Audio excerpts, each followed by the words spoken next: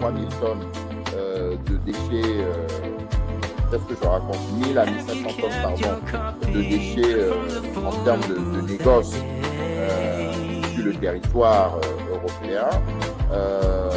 Et quand j'en suis reparti, deux ans après, nous faisions 5 à 7 000 tonnes de déchets par mois avec l'Asie, avec les Antilles, avec l'Inde, le Pakistan, l'Europe. Et voilà. Et donc, ça a été mon parcours. Et tout ça mis ensemble ont ensuite donné la suite qu'on connaît des dernières.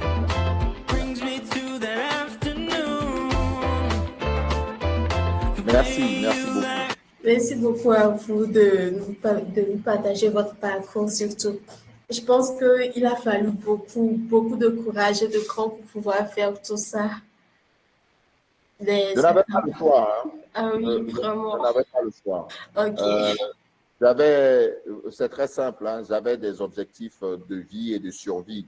J'avais pas envie de continuer à gagner 900 € par mois. J'avais pas envie, j'avais envie d'avoir le choix. J'aime les bons restaurants, j'aime voyager. Voilà, je voyais ma vie dans 10-15 ans. J'avais toujours dit petit que je serais businessman.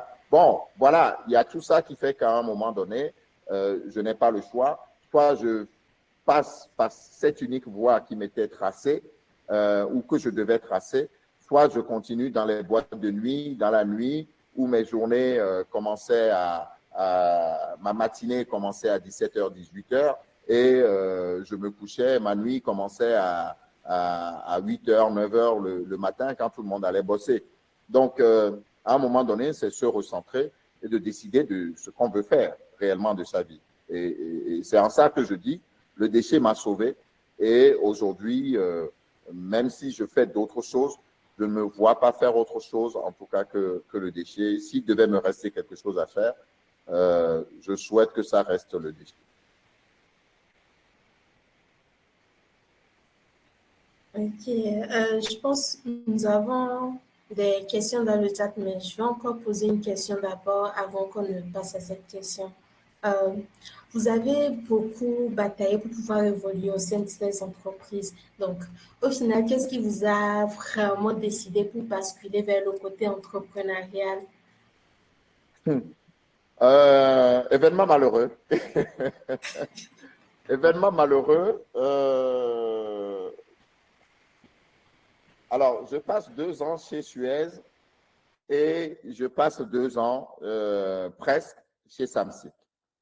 Et dans cette entreprise, on est devenu très vite le département, quand je vous dis, quand j'arrive chez Samsic, sans vouloir me vanter, ce n'était pas un département.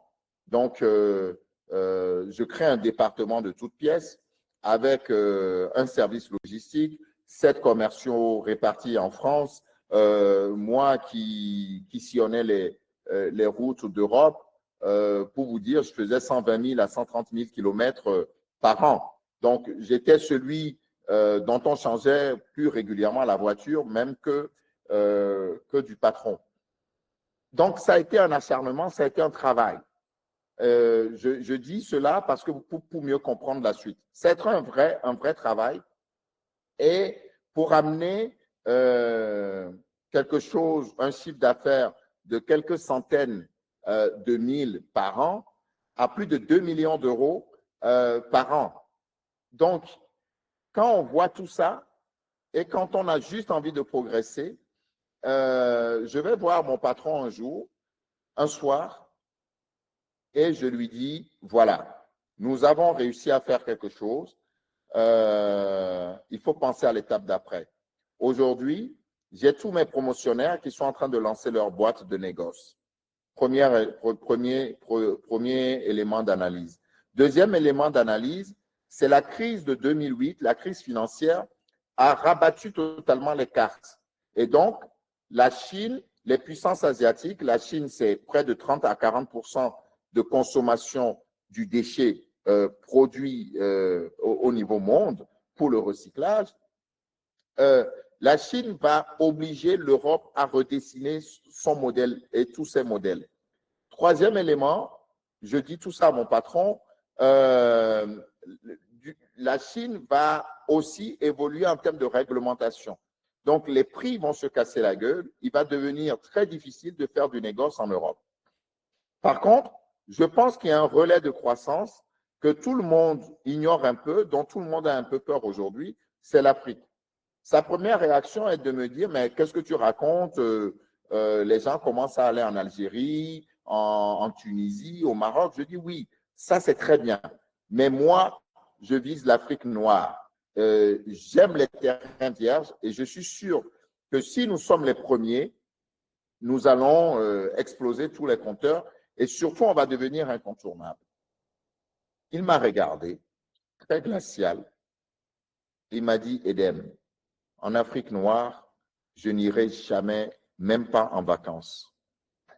Et ça, je me suis dit, merde, quoi. Je me suis dit, mais il emploie un Africain. Est-ce qu'il vient de se rendre compte, est-ce qu'il se rend compte de l'énormité de la bêtise qu'il vient de faire et de la bêtise qu'il vient de dire? Et je suis quelqu'un, quand je retourne la veste, je retourne la veste. Je sais pas y aller par quatre chemins. Donc, je me lève et je lui dis, vous faites une erreur. Donc, à partir de là, je commence à me poser des questions pour venir travailler. Je perds toute motivation. Je n'ai plus envie de faire. Je crée même involontairement des conflits. Je deviens très dur à vivre et ça commence à se ressentir. Donc, une situation tendue dans l'entreprise, une situation compliquée. Et puisque la situation est hyper tendue avec mon employeur à l'époque, il me dit, enfin, il me fait comprendre qu'il faudrait qu'il me pousse aussi vers la sortie. Donc, je décide de prendre un avocat, je me mets en congé maladie, je prends un avocat et nous regardons un peu le sujet. Donc, il fait un rapport sur moi au grand patron du groupe en disant, voilà, Eden, il a pris la grosse tête, il ne respecte plus personne, voilà, il faut le virer et en plus, il n'est plus bon. Donc, je me fais convoquer par mon PDG et il me dit, mais Eden, qu'est-ce qui ne va pas? Il paraît que tu as pris la grosse tête. Si c'est ça, donc il me passe un savon et il me dit, mais on va te virer. Et je le regarde, je ne vais pas dire son nom, je regarde mon président et je lui dis, je veux vous faire rappeler quelques faits. Depuis que je suis là, vous m'avez versé le plus haut niveau des primes auxquelles j'ai droit. Et vous venez encore de le faire. Et si vous venez de le faire, vous confirmez que je suis un bon élément. Alors, je vous dis ça parce que je suis sûr que vous êtes en train de regarder dans la mauvaise direction. Je me lève, je m'en vais. 3-4 jours après, mon PDG m'appelle en personne et me dit, Edem, c'est compliqué. Je ne peux pas te virer, ça va me coûter beaucoup d'argent. Je veux bien te garder parce que si je te perds, ça me coûte aussi beaucoup d'argent. Qu'est-ce qu'on fait? Et je lui dis, qu'est-ce qu'on fait pour te garder? Et je lui dis, vous ne pouvez pas me garder parce que ma condition ne pourrait pas être satisfaite par vous. Et il me dit, dis toujours et on pourra toujours regarder. Et je dis, la seule condition pour que je reste, c'est que vous viriez mon patron.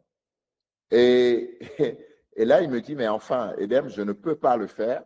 Tu sais qu'il est aussi associé dans la boîte. Je dis, ben voilà pourquoi je vous dis qu'il n'y a plus rien à faire. Et donc, je vous laisse. Voilà, j'ai envie de partir, laissez-moi partir. Et donc, il me dit, combien tu veux? Je te fais le chèque. Et je lui dis, je ne suis pas un voyou, je ne suis pas un bandit, je n'ai pas envie de marchander ma dignité, je n'ai pas envie de marchander. Il y a un cadre légal. Je souhaite que nos avocats se mettent en relation et qu'on me paye mon prix juste. Et donc, je suis arrivé à ça, je suis reparti avec un chèque. Mais j'avais compris le modèle. Et je me suis dit, mais quitte à bosser pour un con, autant bosser pour moi. Surtout que j'ai compris le modèle. Et c'est comme ça que j'ai lancé ma première structure. dans le négoce, dans le trading de déchets, une structure basée en France. Et là aussi, qu'est-ce que j'ai fait? J'ai appelé tous mes clients. Je leur ai dit, voilà, je m'en vais. Alors, tous, lorsque j'ai annoncé sur LinkedIn que je partais, j'ai eu des coups de fil avec des propositions. Ben, viens chez nous, reviens travailler chez nous. Et je n'avais plus la motivation pour aller travailler chez quelqu'un. Donc, j'ai décidé de monter ma boîte et je leur ai posé la question, si je monte ma boîte, est-ce que vous allez pouvoir m'accompagner? Est-ce que vous allez me soutenir? Ils m'ont tous dit oui. Et il y a une boîte allemande qui m'a dit, Edem, de quoi tu as besoin? Je dis, aujourd'hui, j'ai besoin de 4 000 euros, de garantir un minimum de 4 000 euros par mois pendant un an. Ça va me permettre de négocier avec ma banque pour avoir un ordinateur de qualité, pour avoir une voiture de qualité, pour avoir un téléphone de qualité et faire mon job. Et je te donne la priorité sur tout le business que je lève. Nous avons signé cet accord. Pendant un an, j'ai tenu mes engagements et j'étais auto-entrepreneur. Et avant le terme des 12 mois, j'avais atteint le plafond financier ne me permettant plus de bénéficier du statut d'auto-entrepreneur. Et donc, j'ai monté une société qui faisait à peu près 600 000 euros. On a démarré à 400 000 euros la première année et 600 000 euros en 2017. Donc, voilà, c'est comme ça que j'ai démarré. Et puis, un peu plus loin, comme j'avais toujours l'Afrique en ligne de mire, j'ai décidé d'aller en 2012, aller chercher des relais de croissance aussi. Là aussi, une rencontre, quelqu'un qui est venu me dire, Edem, avec tout ce que tu arrives à faire en Europe, viens le faire au Togo. J'ai dit, oh là, surtout pas. Non, moi, je ne veux pas me lancer dans ça. Je suis bien en Europe.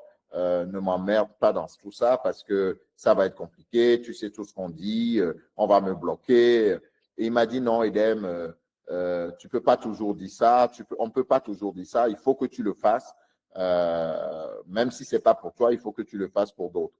Et bon, il a arrangé des rendez-vous. Au mois de mai 2012, je suis arrivé exactement le 12 mai 2012 à Lomé pour la première fois en visite de prospection. Et puis pour 10 jours. Et au bout de la dizaine de jours, je me suis dit, bon, écoute, on se lance. C'est ainsi que très vite, et quand je décide, les choses vont vite. Donc, j'ai décidé, et c'est ainsi que le 12 mai 2013, un an jour pour jour, je mettais un point d'honneur à exporter mon premier conteneur de déchets vers les industries européennes. Et c'est comme ça que ça a pu être fait réellement le 12 mai 2013, donc un an jour pour jour, où Africa Global Recycling a exporté ses 4 premiers conteneurs de déchets recyclables togolais, africains, d'Afrique noire vers l'Europe, là où personne ne me disait que c'était, enfin, où tout le monde me disait que c'était impossible. Donc voilà un peu l'histoire. Des acclamations, s'il vous plaît, pour Merci, Monsieur merci Edem. beaucoup. Ok. Je pense que nous allons essayer de prendre quelques questions avant de continuer. J'ai remarqué dans le chat qu'il y avait déjà une question de la part de Monsieur Nicolas. Il dit, je vous remercie pour l'émouvante histoire. Avec votre parcours, que conseillerez-vous à un jeune qui aimerait s'aventurer sur ce chemin? Alors, il y a deux choses qui me semblent importantes à avoir à l'esprit et malheureusement qu'on n'aborde pas ou qu'on occulte. Je vais m'expliquer. Aujourd'hui, la question de l'environnement ou la question du déchet est vendue comme une opportunité. C'est vrai, c'est une opportunité. Mais elle n'est pas vendue seule. Elle est vendue avec parfois ce mirage de l'entrepreneuriat comme solution facile et tout. Donc, je rencontre énormément de personnes qui me disent, moi, je vais me lancer mon activité dans le déchet. Je veux faire le déchet, mais en réalité, le déchet, c'est très vaste. c'est comme vous me dites, je veux faire du numérique. Ça n'a pas de sens en réalité. Donc, qu'est-ce que vous voulez faire dans le numérique? Qu'est-ce que vous voulez faire dans le digital? C'est la même chose. Donc, dans le déchet, qu'est-ce que vous voulez faire? N'oubliez pas qu'on m'a posé 2 questions. Le service ou la valorisation? Déjà, ça, c'est un élément. Donc, qu'est-ce que vous voulez faire? Est-ce que vous voulez faire de la collecte? Est-ce que vous voulez faire de la sensibilisation? Est-ce que vous voulez faire du commerce? Est-ce que vous voulez faire du traitement, du recyclage? Qu'est-ce que vous voulez faire? Donc, il faut pouvoir se poser et répondre à cette question. C'est le point de départ. Ensuite, une fois qu'on sait ce qu'on veut faire, c'est de voir maintenant dans l'écosystème où on est-ce que la décision qu'on décide de prendre est une décision réaliste et économiquement viable. Le problème de l'entrepreneuriat tel que c'est vendu et surtout de l'entrepreneuriat en termes de gestion de déchets, c'est on a l'impression que c'est une œuvre sociale. Non, ce n'est pas une œuvre sociale. C'est une œuvre pour gagner votre vie.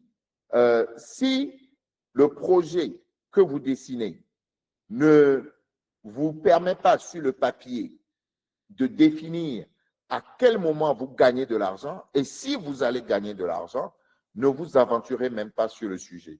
C'est un gouffre, c'est un puits sans fond et pour moi, voilà les 2 fondamentaux sur lesquels on doit véritablement s'attarder avant de se lancer.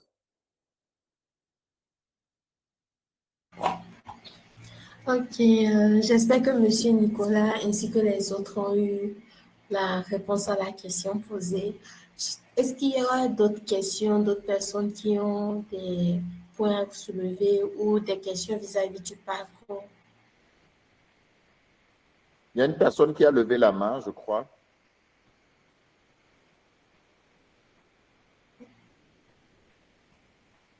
Ok, mademoiselle Inès, vous avez la parole.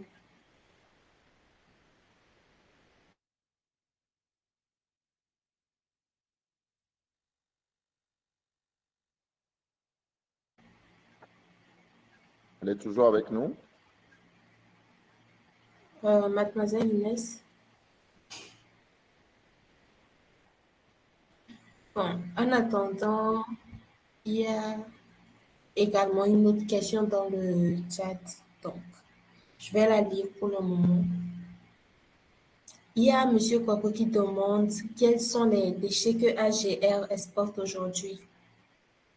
Alors, AGR n'est plus en activité aujourd'hui. AGR a exporté près de 10 000 tonnes de déchets dans différentes parties du monde, dans différentes filières industrielles, plastique, papier, métaux, verre, textile. Voilà, on a eu, c'était un site multifilière et nous avions plus d'une centaine de références sur les différents types de déchets que nous commercialisions. Alors, pourquoi AGR n'est plus en activité?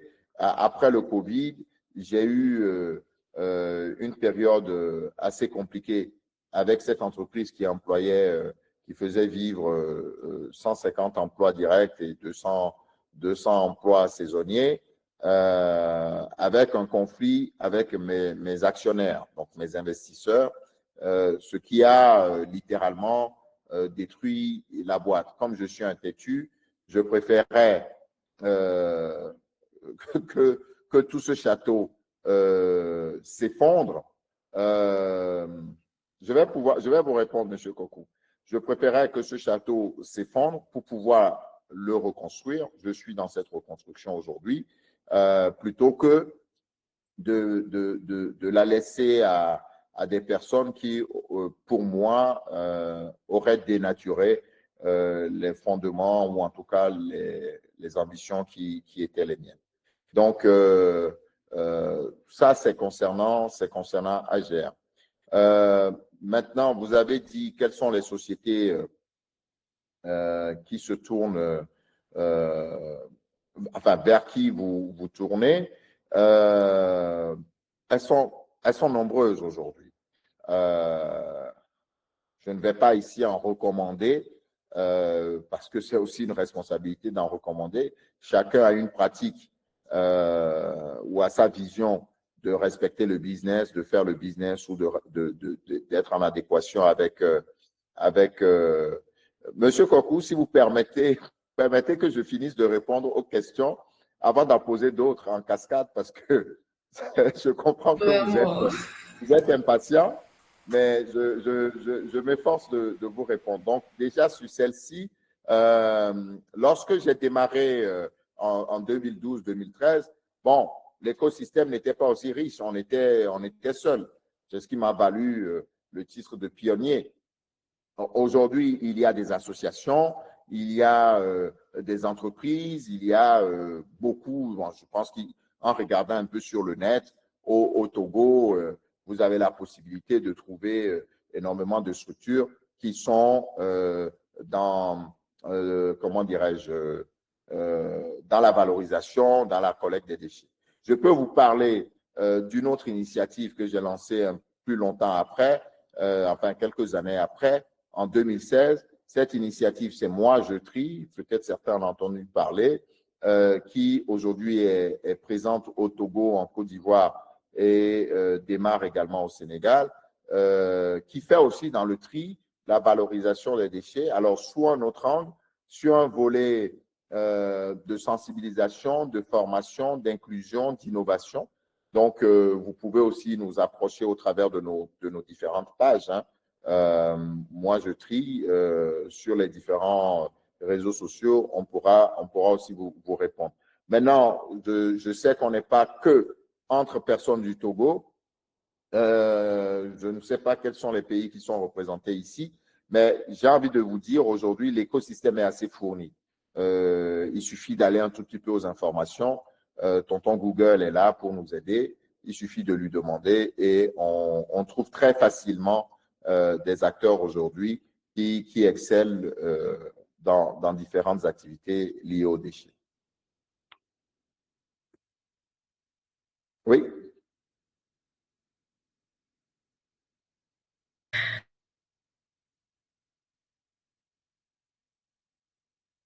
Allô?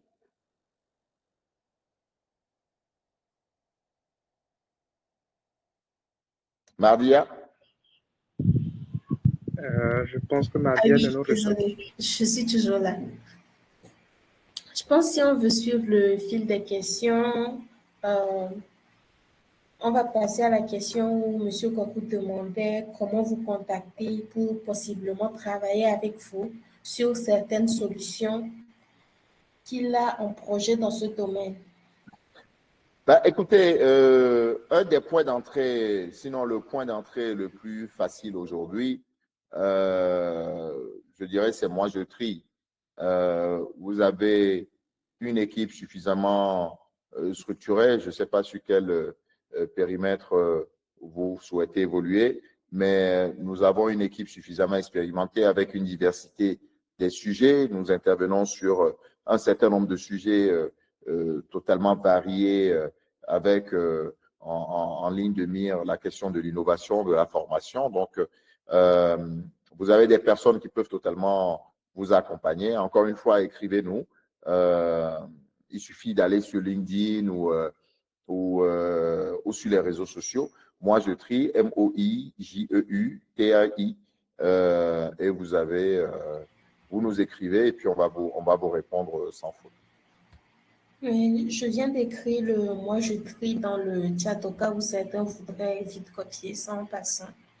Ok, mais je pense que la question de M. Kokou, c'était comment il fait pour vous contacter, vous, si il veut collaborer avec vous sur un projet qu'il a, de ce que j'ai lu sur... C'est ce que je dis. Aujourd'hui, vous savez, on a l'impression qu'il faut toujours voir Edem d'Almeida. Je vais vous expliquer une chose, parce que des fois, on me fait ce procès et autant clarifier la chose. Moi, en tant que simple individu, vous imaginez que je ne peux pas être partout et que je ne peux pas répondre à tout le monde. Et donc, je reçois différents, pardonnez-moi, mais je le dis en toute humilité, et je pense que ça peut être compréhensible. Je reçois énormément de sollicitations, énormément de messages, WhatsApp, mon numéro, je peux vous le donner, mais demain, vous me direz, il ne répond jamais. Odilon est là, il pourra vous le dire. Mardia est là pour témoigner. Ce n'est pas que je ne réponds pas, je suis un tout petit peu débordé et parfois, il m'arrive naturellement de filtrer les messages et de me dire, je réponds plus tard. Malheureusement, je suis un humain, j'oublie et il se fait que je… Voilà. Donc, si vous voulez me contacter, je vous assure que le meilleur moyen, déjà, c'est de vous abonner à mes pages. On peut avoir de l'interaction. Mais si vous voulez aller plus loin sur des projets, un point d'entrée véritable, en tout cas sur tout ce qui est lié au développement durable et autres déchets, c'est moi, je trie. L'information m'arrivera plus sûrement encore que si vous l'envoyez directement. Je vous le dis, je suis très honnête en vous le disant. Sur d'autres sujets, écoutez, aujourd'hui, j'organise un certain nombre de rencontres autour de la thématique, autour des jeunes, des after-work, des masterclass. J'ai envie de vous dire, ne nous rencontrons pas. Placez-vous, venez au contact, c'est beaucoup plus facile. Et ceux qui sont au contact aujourd'hui, c'est comme ça que les liens se tissent. Et voilà. Donc, c'est ce que j'ai envie de vous dire. Je suis certain qu'on aura échangé sur vos différents projets.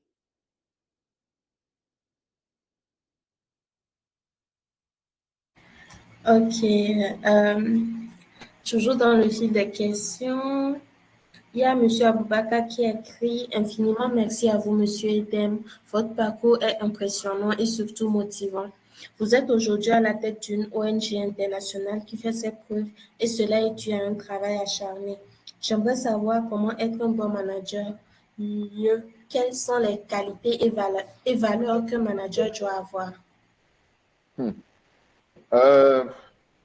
C'est toujours une question difficile et délicate. C'est quoi être un bon manager? Est-ce que je me définis comme un bon manager? Je me définis comme un manager avec les codes qui m'appartiennent, avec la densité de mon parcours qui est la mienne. En toute franchise, je ne suis pas un manager facile à vivre. Voilà. On a nos défauts, on a nos qualités. Le tout, c'est le bon manager, c'est peut-être celui-là qui essaie aussi de progresser, tout simplement, et de se dire, bon, peut-être que j'y vais fort à ce moment-là, ou qui sait aussi reconnaître le travail de ses collaborateurs, qui sait le faire publiquement, qui sait le dire autant qu'il qui sait dire que ça ne va pas. C'est celui-là aussi qui a cette capacité-là à rassembler, à trouver la place pour chacun, à parler toutes les langues. Hein. Quand je dis toutes les langues, c'est les langues de son équipe. Quand vous êtes un manager et que vous avez 10 personnes avec vous, ben, vous apprenez à parler 10 langues. Parce que la façon dont vous vous adressez à l'un n'est pas la même qu'il faut pour s'adresser à l'autre. Donc, peut-être que le bon manager, c'est d'abord celui-là qui maîtrise son sujet. Celui-là qui est, je ne vais pas dire incollable, mais presque sur ses sujets. Aujourd'hui, peut-être avec mon parcours, peut-être avec… on a un degré d'exigence qui parfois est compliqué à vivre. Je ne sais pas. C'est une question difficile. Ceci dit, des membres de mon équipe vous diront c'est un très mauvais manager. D'autres vous diront qu'ils apprennent énormément avec moi. Bon, est-ce qu'au bout du compte, mes résultats sont là? Oui. est-ce qu'au bout du compte, je prends des claques et je rentre ou je me casse le nez? Oui. Donc, c'est être fidèle aussi à ses valeurs et avoir cette ouverture d'esprit-là qui vous fait avancer. Et surtout, moi, j'ai une devise. Peut-être que je me définirais comme ce type de manager. J'ai une devise, quelle que soit la dureté de mes propos et quelle que soit parfois la rigidité qu'on peut peut-être me prêter et certainement à raison, j'ai à cœur que quelqu'un qui part ou qui partirait de mon équipe ou même qui resterait puisse dire qu'il a grandi, qu'il a appris quelque chose avec moi. C'est peut-être ça ma satisfaction et ma recherche du bon manager ou du devenir du bon manager. Voilà. Ok, je pense qu'on va lire la dernière question. Continuer, sinon la phase des questions risque de devenir beaucoup trop longue. Il y a la question de Mademoiselle Rosadi. Quels seraient vos conseils à recommander à des jeunes entrepreneurs pour savoir gérer les relations avec les investisseurs afin de ne pas dénaturer l'essence ou l'ADN de l'entreprise? Alors, vous savez, c'est compliqué de chercher l'argent qu'on n'a pas. Et quand on trouve cet argent, on perd certains réflexes. La recherche de financement est une compétence ou une somme de compétences. Et c'est une étape dans votre projet. Ceux qui démarrent un projet sur le papier et commencent à chercher le financement font fausse route. Peut-être qu'il y a un cas comme ça dans le monde, peut-être. Mais on ne démarre pas un projet en disant « je cherche le financement ». L'investisseur, c'est celui-là à qui vous allez vendre un rêve. Vous allez vendre un projet, mais c'est une nouvelle corde que vous demandez qu'il tisse au bout de l'ancienne. Donc, de la démonstration que vous avez apportée. Ça, déjà, comme règle fondamentale.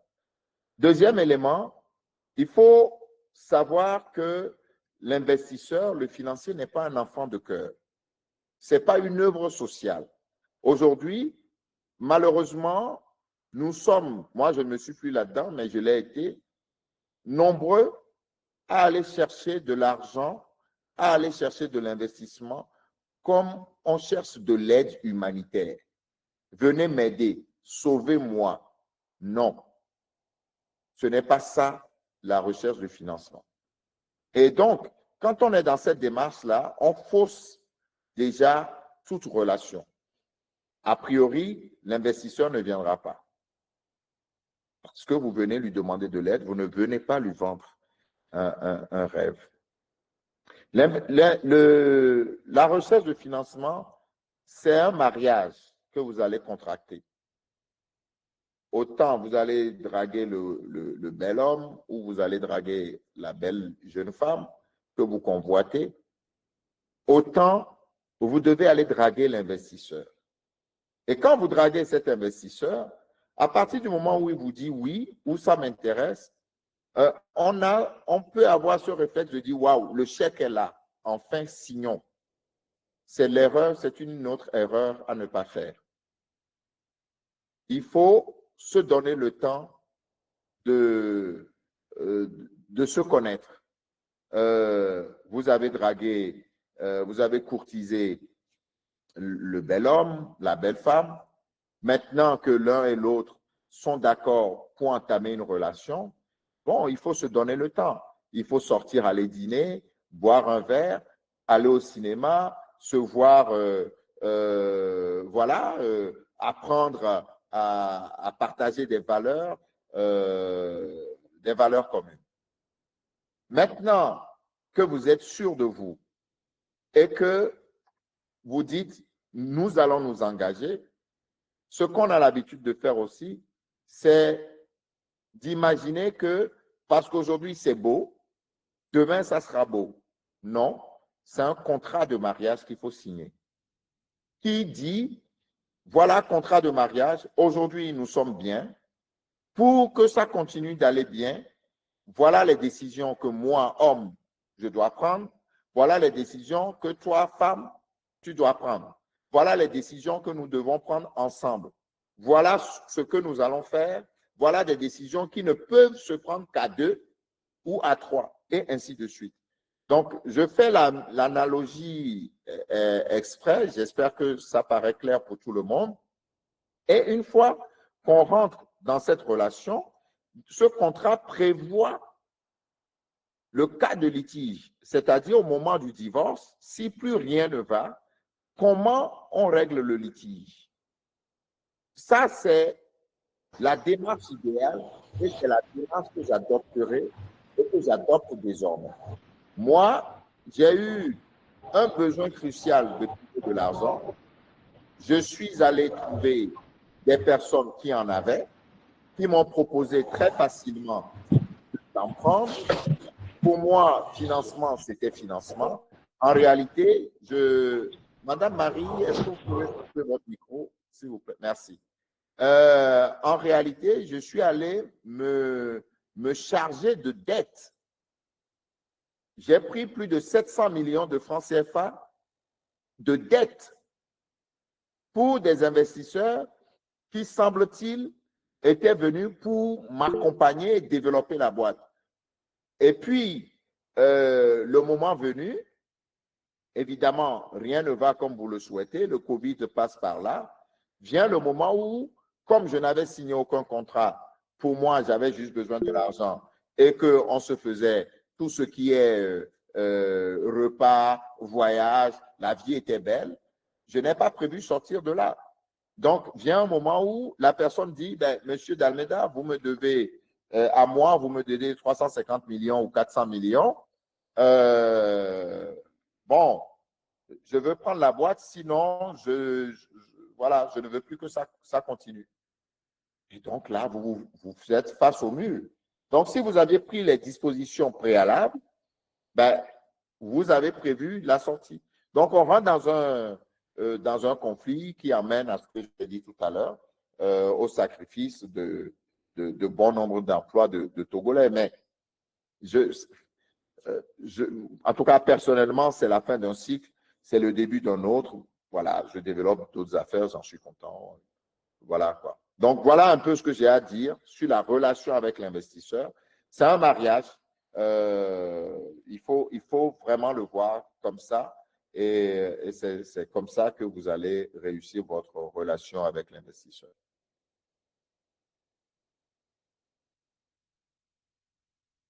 Oui. Merci beaucoup. Ok, merci beaucoup pour les acclamations et tout. On va prendre quelques minutes pour donner la parole à notre chargé de projet, justement, au responsable projet qui va vous parler d'un événement à venir au sein de FreshX.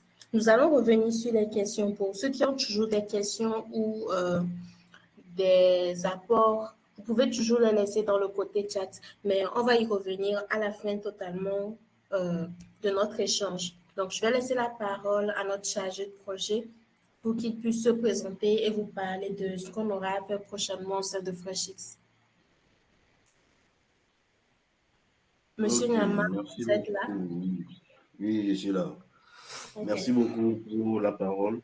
D'abord, je profite en même temps pour remercier M. Dem pour son intervention. C'est vraiment riche, vraiment très, très riche. Et de nous partager ses expériences, si j'ose le dire ainsi. Ok, bon, dans le même cadre, dans le souci aussi, nous voulons FreshX veut développer ou bien veut enseigner à certaines personnes comment entreprendre dans l'environnement ou bien communément appelé l'entrepreneuriat vert, tourné vers l'environnement et autres. Elle est surtout basée sur le domaine du recyclage. Parce qu'aujourd'hui, nous savons que dans notre milieu, surtout au Togo, bien dans la sous-région ici, les déchets qui gangrènent surtout et qui empêchent beaucoup de choses, c'est les sachets plastiques. Elles ne sont pas biodégradables, elles sont toujours là, à tout bout de champ, mais on ne peut pas aussi s'en passer. Quotidiennement, on doit aller acheter dans ces sachets quotidiennement. Donc, il relève de notre essor, surtout nous, habitants de la terre ou bien du Togo, de trouver une alternative à ce genre de problématiques, surtout, parce que les sachets aujourd'hui, c'est partout. Quelles que soient les années qui passent, le sachet n'est pas dégradable, surtout le sachet noir. Hormis les sachets que les pharmacies utilisent, certains qui sont biodégradables, nous venons avec une solution qui concilie en même temps le recyclage et l'entrepreneuriat pour qui veut bien faire ça, faire de ça son métier. L'événement ou bien l'atelier s'appelle Bageco. C'est un atelier qui est basé sur la fabrication des sachets, excusez-moi plutôt, des sacs biodégradables faits à base de papier kaki, ou bien on peut dire papier ciment, si on peut le recycler, pourquoi pas. Ce sont des sacs de course qu'on peut notamment utiliser pour changer ou bien pour remplacer petit à petit les sachets noirs. Pour remplacer petit à petit les sachets noirs, il s'agit des sacs de course. Au Togo, ici, ce n'est pas vraiment trop répandu, mais dans les pays développés ou bien en Europe, c'est un peu développé où quand tu vas au supermarché, c'est ça qu'on utilise pour emballer certains produits et autres. Donc, l'événement va se tenir en décembre. Elle va se faire en décembre, le 7 décembre, normalement. Si il y a d'autres alternatives ou bien il y a une modification de la date, on vous fera savoir. À part ça, oui, vous avez quelque chose à dire, Mademoiselle Mardia? Oui, je voulais rappeler qu'il fallait rester connecté sur les réseaux pour pouvoir être à jour et pouvoir s'inscrire lorsque la date sera bien fixée en décembre et tout, afin de ne pas rater l'atelier en question. D'accord. Merci beaucoup pour l'ajout. J'aimerais souligner que ce n'est pas une formation anodine que nous sommes en train de faire ou bien quelque chose que nous allons venir donner, mais nous allons, c'est-à-dire entretenir tout l'aspect business qui est derrière tout ça. Comment le mettre en place, comment le faire, les petits marchés ou comment on dit ça déjà, où trouver la matière première, tout ce qui va dans le sens pour faciliter cette mise en place à un jeune aujourd'hui qui veut lancer un business avec un petit budget. Parce qu'avec un petit budget, déjà, on peut déjà commencer et vendre notre produit comme on le sent. Donc, pour le moment, tout l'aspect entrepreneuriat et la formation en elle-même, nous avons, c'est-à-dire pour suivre la formation, il faut payer un quota de 15 000 par personne. Donc, c'est ça. Et dans ça, dans les 15 000, vous aurez tout le budget, tous les instruments, tout pour bien travailler, pour bien structurer votre boulot. Tout le monde pourra apprendre le boulot. Donc, c'est ça. En ce qui concerne ça, ce n'est pas seulement les sacs d'emballage. Aujourd'hui, pour des événements de mariage et autres, il y a des sacs dans lesquels on met les sandwichs pour vendre. Donc, ce sont ce genre de choses qu'on veut enseigner, les sacs de course et aussi les sacs à pain. Aujourd'hui, on achète les pains, c'est toujours dans le sac chez Blanc, mais aussi, on doit mettre ça dans un sachet noir pour que les gens ne voient pas. Donc, on peut au moins remplacer l'un des deux, ne serait-ce que progressivement pour qu'on n'ait plus besoin de ce genre de choses ou bien pour préserver notre environnement. Donc, voilà en quelques mots, de façon un peu bâclée, ce que nous prévoyons pour la formation ou bien l'événement de Bagéco. Merci beaucoup. Ok, merci beaucoup, Monsieur Nyama. Je rappelle que normalement, au Togo, actuellement, nous sommes dans le mois du consommé local. Donc, quoi de mieux que d'utiliser des sacs qu'on a conçus soi-même? Ça vous permettra d'être un peu plus écologique et de contribuer à diminuer la pollution. Parce que déjà, ce ne sera pas des sachets noirs et tout que vous utilisez, que nous-mêmes nous savons qu'ils sont hyper polluants. J'espère que vous serez nombreux à être présents lorsque l'atelier sera fait. Nous allons donc revenir à notre discussion principale avec M.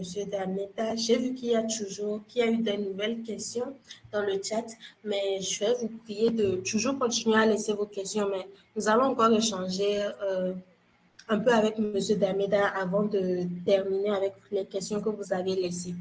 Donc, n'hésitez pas à laisser les questions qui vous viennent en tête pour qu'on puisse les poser à la fin.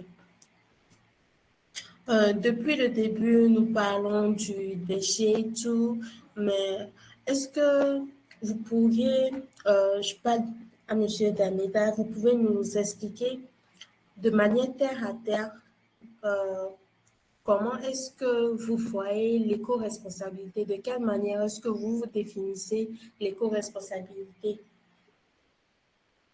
Alors, d'abord, éco-responsabilité, vous avez deux notions. Éco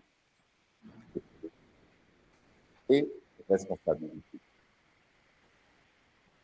L'éco-responsabilité, une activité éco-responsable, c'est simplement une prise de conscience par rapport, sur l'impact de son activité sur l'environnement.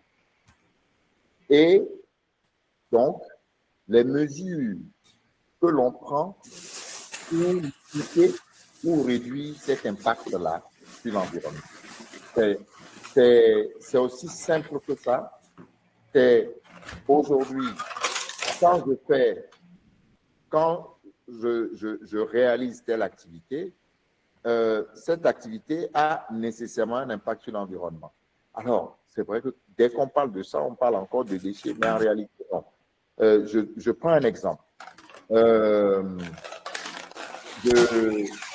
Mon voisin ou de quartier est aussi mon collègue au bureau. Il a une voiture, j'ai une voiture. Une attitude éco-responsable serait déjà de se dire, moi, cette activité-là que j'ai d'aller au travail avec ma voiture a un impact sur l'environnement. Et donc, je décide avec mon voisin de faire du covoiturage, par exemple. Voilà, c'est des sujets qui peuvent paraître aussi très anecdotiques, mais en fait, ce sont des sujets qui interviennent dans la façon dont nous produisons ou la façon dont nous consommons. Donc, c'est en somme ce que je peux dire pour clarifier cette notion d'éco-responsabilité. La question de la façon dont nous consommons, voilà, on est dans le mois du consommé local. Bon, c'est aussi une attitude éco-responsable que de se dire, je ne consomme pas les produits importés, je consomme les produits produits chez moi parce que le circuit est plus court, parce qu'il y a moins d'impact sur l'environnement, etc. C'est aussi une attitude de dire, moi, je ne consomme plus de produits cultivés avec des pesticides, mais je récupère des produits où je ne consomme que des produits qui sont issus d'une agriculture biologique, par exemple. Donc, voilà, pour donner quelques exemples sur la notion d'éco-responsabilité.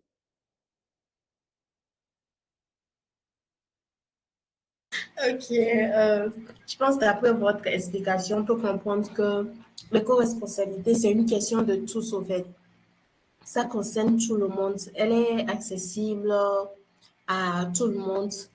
autant aux individus en tant que personnes, tout comme aux entreprises et aux sociétés? Oui, l'éco-responsabilité, vous savez, j'ai parlé de responsabilité. Qui dit responsabilité parle en réalité d'une attitude, hein, d'un état d'esprit, d'un engagement. C'est ça l'éco-responsabilité. Donc, j'ai parlé de deux notions simples, la production et la consommation. C'est comment je produis et comment je consomme. Donc, c'est à la portée de tout le monde. Une réponse simple. Quand je vais chez Champion ou dans un supermarché et que j'achète, je ne sais pas moi, un déodorant, mais on me met le déodorant dans un petit sac plastique pour me remettre dans un grand sac plastique et que je dis, bon, finalement, je ne veux pas de sac plastique, je prends juste le déodorant. C'est un geste éco-responsable. Quand je vais chercher mon plat de spaghettis et que j'apporte mon bol ou mon Tupperware depuis la maison, plutôt que de demander à ce que ça soit fait dans une barquette en polystyrène ou dans un sac plastique, c'est une attitude éco-responsable et ainsi de suite. Et pour les entreprises, une entreprise qui rappelle à ses collaborateurs qu'il faut éteindre les lumières quand on quitte un bureau, éteindre la clim quand on quitte un bureau, c'est une attitude éco-responsable. Donc, c'est à la portée de tout le monde et dans les gestes du quotidien, voilà. Ok. Je pense du côté des personnes, ce sera un peu plus simple pour eux de se rendre compte de ce qu'ils font pour réduire leur impact écologique, comme le fait d'utiliser les Tupperware ou les exemples que vous avez eu à énoncer. Mais si on se met du côté des entreprises, comment est-ce qu'eux, ils peuvent mesurer efficacement l'impact écologique qu'ils ont euh, au sein de leur entreprise? Alors, une entreprise ou une organisation qui décide de s'intégrer ou d'intégrer dans sa démarche la notion d'éco-responsabilité ou plus largement la notion de développement durable. Mais vous savez, est-ce que les entreprises ont en fait le choix? Non.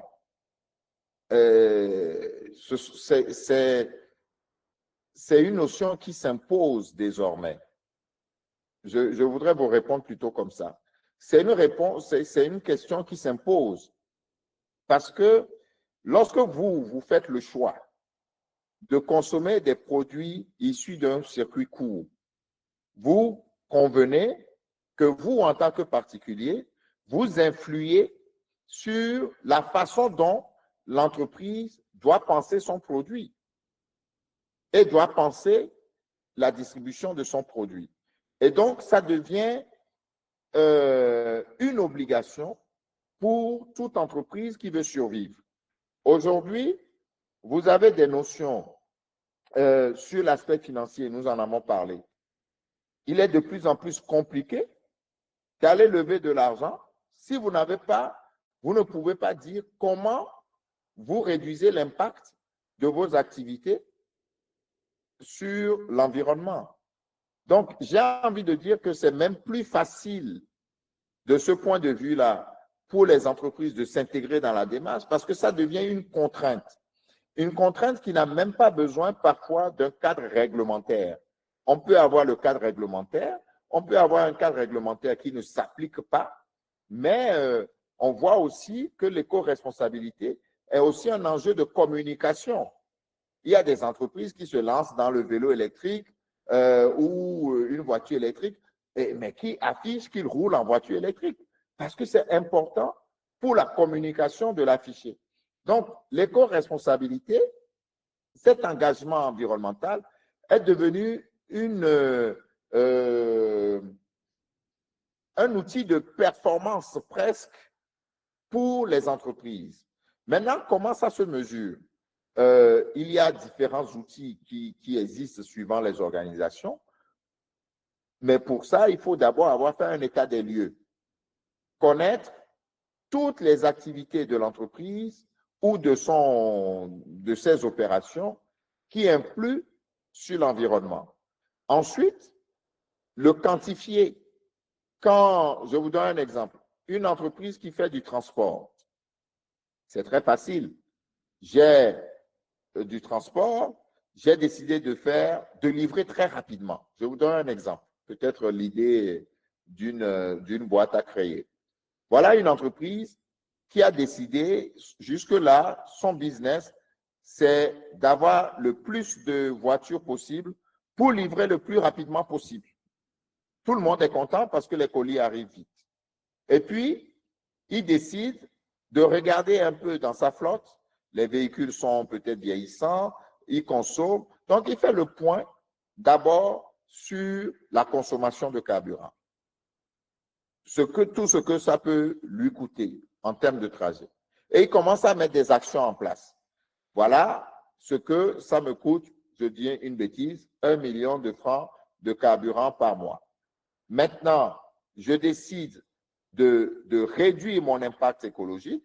On sait que X grammes de CO2, X kilomètres correspondent à X grammes de CO2. Il décide à ce moment-là de dire, bon, comment je fais pour réduire la consommation et pour continuer à faire le service. C'est là où il commence à travailler sur la conduite, parce que ça influe directement sur la consommation, la conduite de ses agents, donc il prend des engagements en termes de formation, peut-être qu'il va réduire la flotte, peut-être qu'il va allonger le temps de livraison, mais ce sont ces éléments mis bout à bout qui leur permettent de chiffrer, de quantifier les impacts. Après, ce sont des calculs mathématiques. Ça, c'est un premier volet. Le deuxième volet, l'éco-responsabilité, ce n'est pas juste une question de pollution. C'est aussi une question de collaboration. Donc, comment mon activité rejaillit un peu plus sur la communauté ou en tout cas permet à une communauté d'en tirer des bénéfices. Une industrie, par exemple, qui importe du riz pour sa production. Mais si elle se lance dans une démarche éco-responsable, elle travaille à structurer ou à accompagner la filière rizicole, à la doter, à les amener à un niveau de normalisation qui lui permette d'avoir ce riz-là à intégrer dans son processus de production. Donc, c'est un ensemble d'éléments. Les domaines sont vastes et variés. Vous pouvez le retrouver aussi justement avec l'influence du numérique. Le Covid est venu nous donner un exemple très concret sur le sujet. On l'a vu, le Covid a amené une prise de conscience extraordinaire sur la question de l'éco-responsabilité. On s'est rendu compte que d'un coup, effectivement, trop d'avions dans le ciel faisait qu'on ne voyait plus le ciel bleu.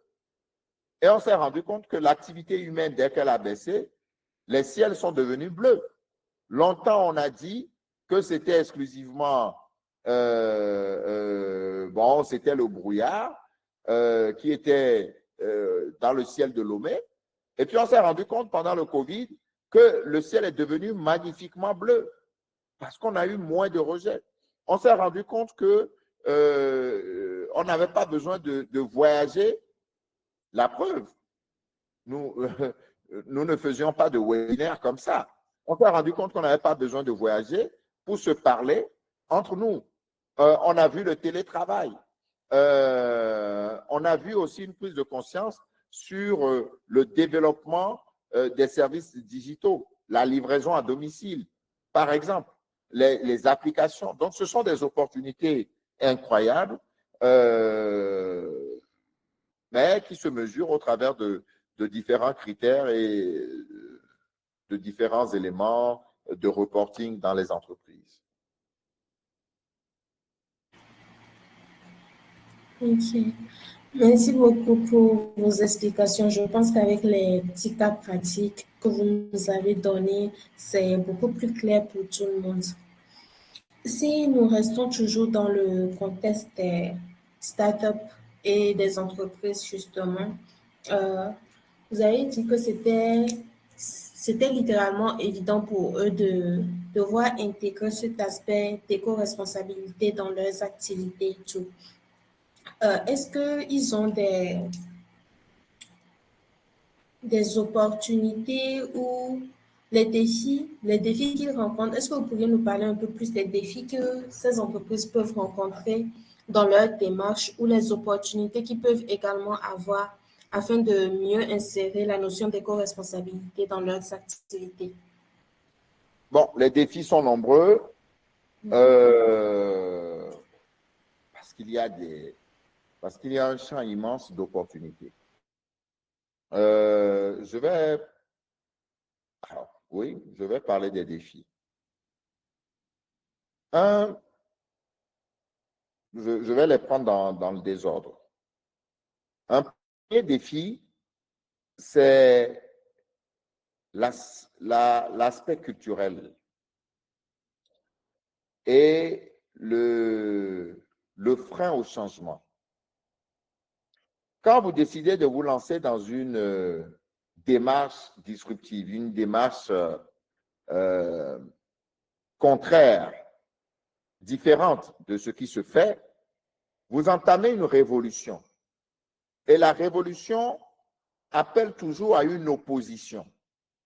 Et l'opposition de vos collaborateurs, de votre entreprise, de vos fournisseurs, donc de tout l'écosystème dans lequel vous êtes.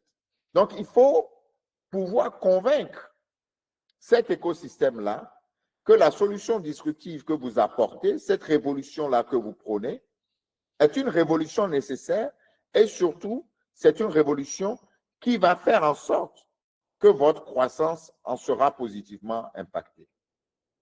Première chose, premier défi.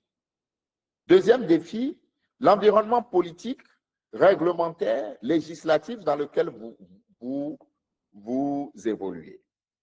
Est-ce que déjà l'environnement dans lequel vous êtes a un degré de maturité suffisant et prend en compte de façon prend en compte cette démarche et comment cette démarche est prise en compte, comment vos actions sont prises en compte. Vous pouvez décider, vous savez, de vous lancer dans une démarche qui est pleine de sens, qui est totalement logique et qui peut être totalement illégale, voire dangereuse du point de vue du législateur. Par exemple, vous pouvez évoluer, ça a été mon cas, lorsque moi je suis arrivé, j'ai évolué dans un environnement totalement hostile. Hostile. C'est-à-dire que, j'étais en avance sur tout.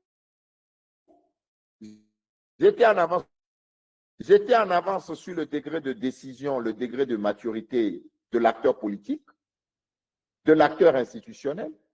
J'étais en avance sur les outils et les mécanismes de financement, les mécanismes incitatifs. J'étais en avance sur tout. Et donc, comment je fais avec ça? En l'absence de toutes ces dispositions, comment je fais avec ça? J'étais en avance sur le marché. Je n'ai eu aucun client ou au fournisseur qui a souscrit à mon offre parce qu'il était intéressé, parce qu'il était contraint par la loi. J'ai eu que des clients et des fournisseurs qui ont souscrit chez moi parce qu'ils avaient une conscience écologique et ont dit, OK, j'engage une responsabilité et je veux faire. Donc, ce sont des questions d'hommes. Donc, ce frein, il faut pouvoir le cerner et adresser des réponses adéquates. Ce sont des portes qui sont fermées, ce sont des murs qui sont dressés, et il faut pouvoir trouver le moyen de contourner des murs, de pouvoir même les casser et de passer par la fenêtre quand ces portes sont fermées. Deux défis. Troisième défi, c'est peut-être l'insuffisance d'approche même du sujet dans lequel vous êtes. J'ai donné un tout petit peu un exemple tout à l'heure sur le déchet. Je veux faire du déchet, mais qu'est-ce que je fais réellement dans le déchet? Mais l'insuffisance d'approche même du projet, du marché, de l'écosystème, du concept dans lequel vous évoluez est un défi majeur. C'est pour moi 3 défis importants. Il y en a d'autres. Il y a des défis liés à la formation, aux ressources humaines dont vous avez besoin, aux compétences dont vous avez besoin. Donc, les défis sont nombreux.